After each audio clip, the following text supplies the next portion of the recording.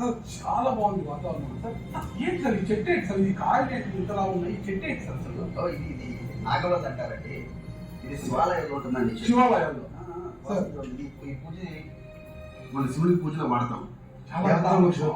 Sir. So ఈ ఇల్లు ఒక 70 ఏళ్ళ నుంచి ఉంది ఈ చెట్టు. దీని చుట్టూ ఇల్లు కట్టాం. 78 years నుంచి చెట్టు ఉంది. చెట్టును తొలగించలేదు. దాని చుట్టూ ఇల్లు కట్టాం. సార్ ఇప్పుడు అందరూ కూడా పెద్ద పెద్ద వాళ్ళు చెట్లు ఏమన్నా ఉంటే జేసీబీలు పెట్టి కుక్కుటేది పెగిలించేసి చెట్టును పెట్టుకొని కూడా దేవతా వృక్షం ప్లస్ అందులో అంటే మా రైతు కుటుంబం నుంచి వచ్చిన వాళ్ళు అది ఒక 100 ఏళ్ళు పడుతుంది ఒక చెట్టు ఒక లైఫ్ రావడానికి. ఎన్ని వేల కోట్లు సంపాదించవచ్చు. కానీ చెట్లు క్రియేట్ చేయడం అనేది అది మన వాతావరణం ప్రకృతి నేచర్ మీద మీకు అంత అబ్సెషన్. సార్ దేవతా వృక్షం అంటున్నారు కదా మీరు. అంటే దేవుడి మీద అంత భక్తి ఉంది. Very religious man.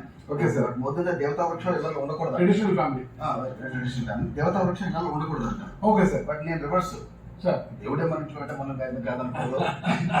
మూఢనమ్మకాలు నమ్మను, గాడ్ మీద నమ్మను, జాతకాలు నమ్మను, వాస్తు నమ్మను, కష్టాన్ని నమ్ముతాను, దేవుడిని ప్రగాఢంగా నమ్ముతాను. ఈ ఇంటికి వాస్తు అది చూడకుండా మీరు ఆర్కిటెక్చర్ ప్రకారం కట్టేశారు సార్. అంటే ఇది ఒక ఆస్ట్రియా నుంచి వచ్చాడు ఈ ఆర్కిటెక్ట్. ఆయన వచ్చి డిజైన్స్ ఇచ్చాడు. అలాగే ఆస్ట్రియా చేసాము.